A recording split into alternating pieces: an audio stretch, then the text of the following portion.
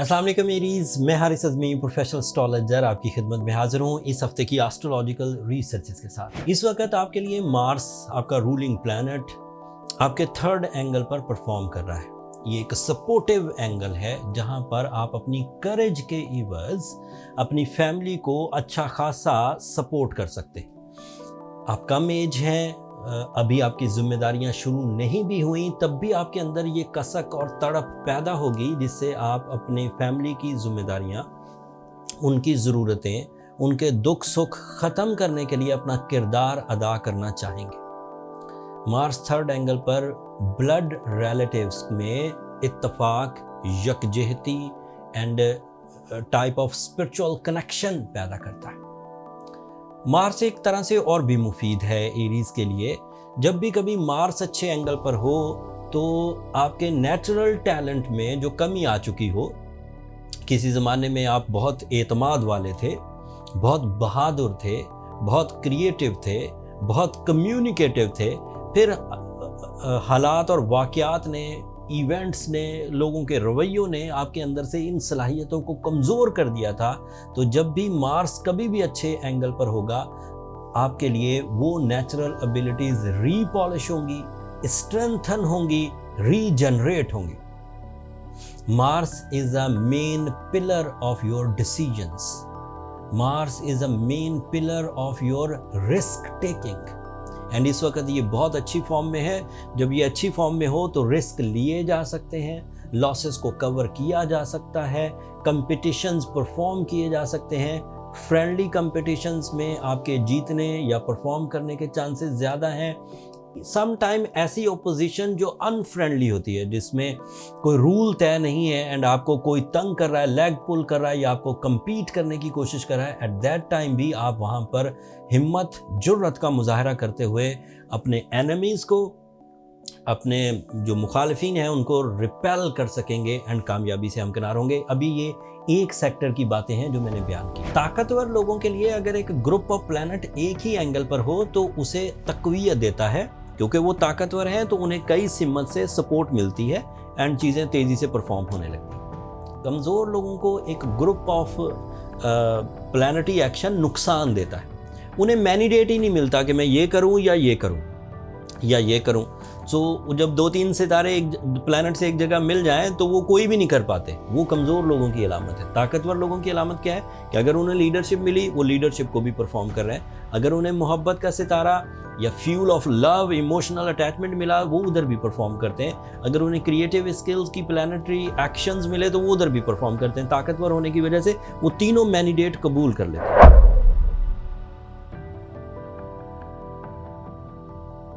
अस्सलाम वालेकुम टॉरियंस, मैं हारिस अज़मी प्रोफेशनल एस्ट्रोलॉजर आपकी खिदमत में हाजिर हूँ इस हफ्ते की एस्ट्रोलॉजिकल रिसर्चेस के साथ। वीनस इस वक्त आपके 5th एंगल पर है और 5th एंगल पर ही मरकरी है। मरकरी रेट्रोग्रेड है बट वीनस 5th एंगल पर काफ़ी प्रोडक्टिव होता है। एक तो इमोशनल ग्रोथ आती है, इमोशनल डिसिप्लिन आता है, गम को काबू करने के लिए आपके पास जो इनर एबिलिटीज़ हैं, स्पिरिचुअल बिलीव्स हैं, लोगों का सहारा है, फैमिली की यूनिटी है या आपकी अपनी अचीवमेंट्स हैं, वो आपके लिए एक इत्मीनान की वजह बनेगी अगर आप सही हालत में हैं। अगर आप डिप्रेशन की हालत में हैं तो फिर आप ज़्यादा सोचेंगे एंड सोचों को मैं लामुतना ही करार दे रहा हूँ, फिर उसका कोई एंड पॉइंट नहीं होगा। इसके दो इम्पैक्ट्स हैं। अगर आप वीनस के अंडर चल रहे हैं, वीनस का इन्फ्लुएंस ज़्यादा है, so you become more romantic, more loving, ज़्यादा ड्यूटीफुल, वर्कोहलिक, आपका काम में बड़ा दिल लगेगा।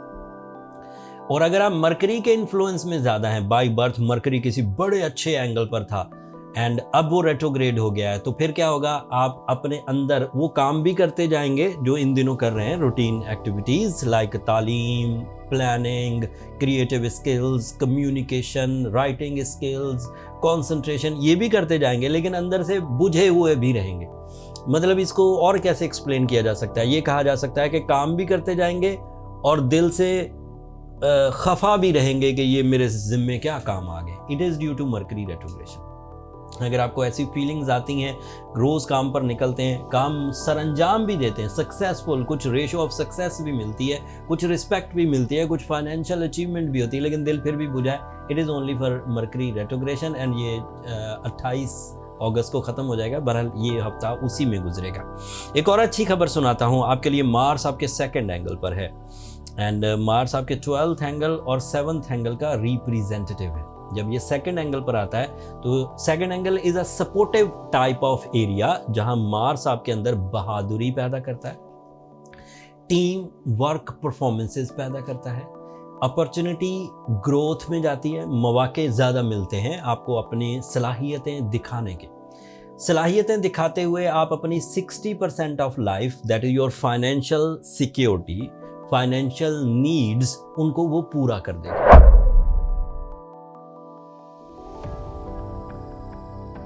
अस्सलाम वालेकुम जेमिनाइज, मैं हारिस अज़मी प्रोफेशनल एस्ट्रोलॉजर आपकी खिदमत में हाजिर हूँ इस हफ्ते की एस्ट्रोलॉजिकल रिसर्चेस के साथ। आपका रूलिंग प्लैनेट इस वक्त रेट्रोग्रेड है।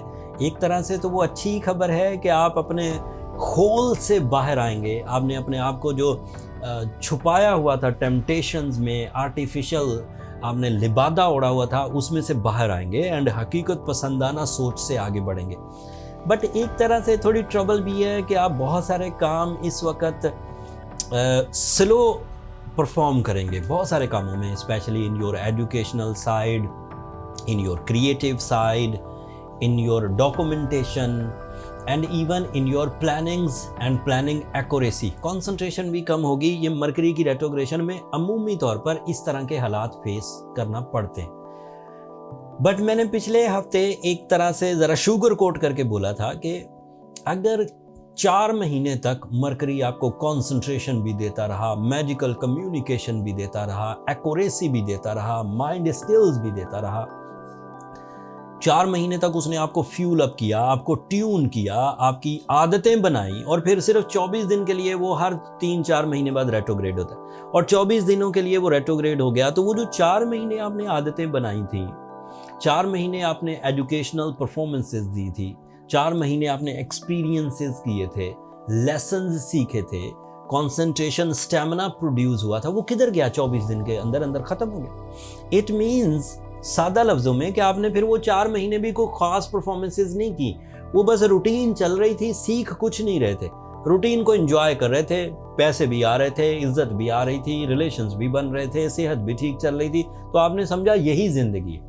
जबकि टाइम बिहेवियर अंगड़ाइयाँ लेते रहते हैं। दिन और रात का होना अल्लाह की निशानियों में से एक है। लोग इसमें अरूज और जवाल को भी समझते हैं। कोई बंदा सुबह बादशाह होता है, हमारे हमसाया बांग्लादेश में हुआ, सुबह वो बादशाह, शाम में बिल्कुल बादशाह नहीं है, शाम में वो उसे फरार इख्तियार करना पड़ा। मैं किसी पॉलिटिकल ओपिनियन पे बिलीव नहीं करता, लेकिन आपके सामने सामने चेंजेस आ रही होती हैं, तो इसलिए चीज़ों को सही अंदाज से मैनेज करने की ज़रूरत है। मैं रेट्रोग्रेशन ऑफ मरकरी को इस तरह एक्सप्लेन करता हूँ।